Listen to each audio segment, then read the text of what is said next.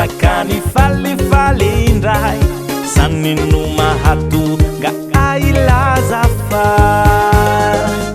hitako izao ny vaolana ny Jesosy ilay mpanavotra mianatra faono na tena mba ho aminy fivavahana.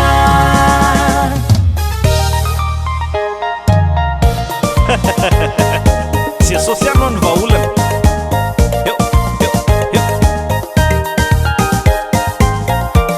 Sotra ralatoma.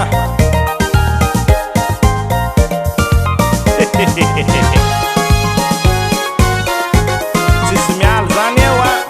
Eo ihany.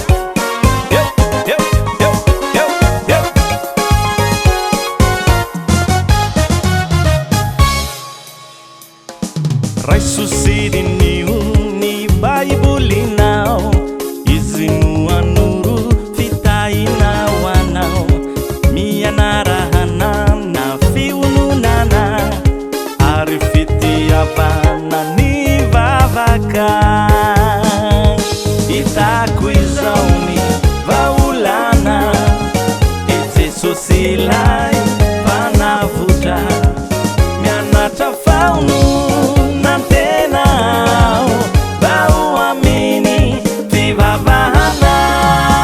Hitako izao ny vaolana ny Jesosy ilay mpanavotra mianatra faono na tena mba ho aminy fivavahana.